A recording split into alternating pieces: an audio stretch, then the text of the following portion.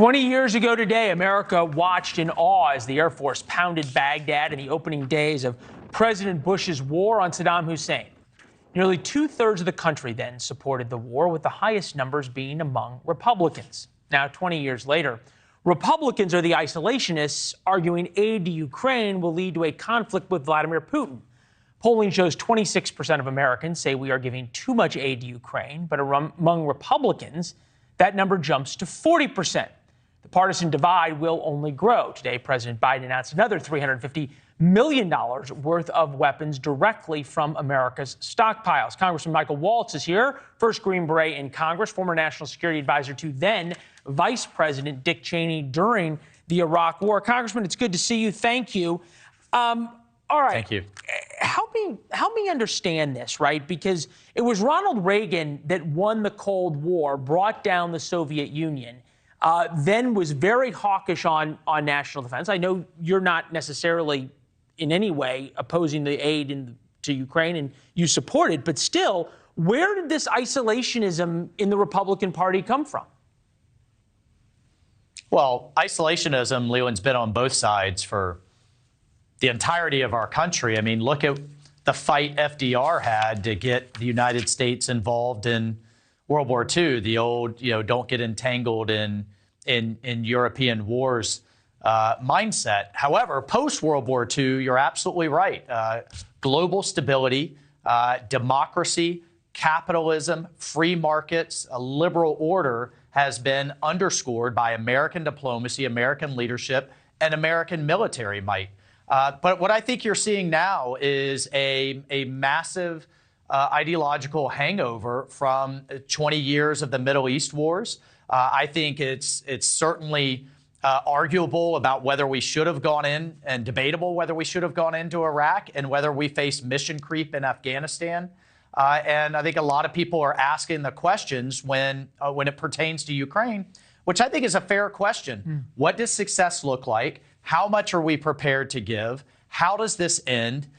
We always get ourselves into these types of conflicts, and we don't have a clear exit strategy. And I think as long as President Biden refuses or can't articulate this in line with our interests, you're going to keep getting these questions. And I also think it's fair, Leland, to demand that the Europeans, who are right on the front line of all of this and are delivering a fraction of what we are, that we demand that it's okay to have friends and allies, but there needs to be burden sharing.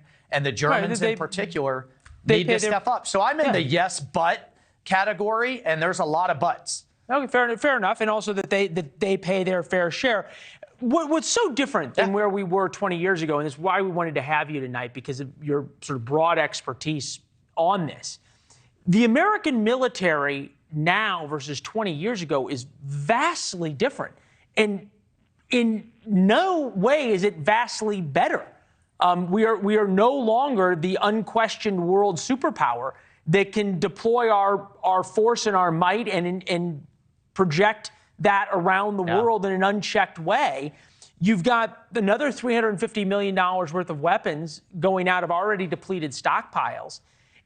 If we wanted to fight the war even in Iraq that we fought 20 years ago, there's serious questions as to whether we could, much less taking on China, who right now, their leader, Xi Jinping, is meeting with Vladimir Putin to figure out how together they can cause us more mischief and headache.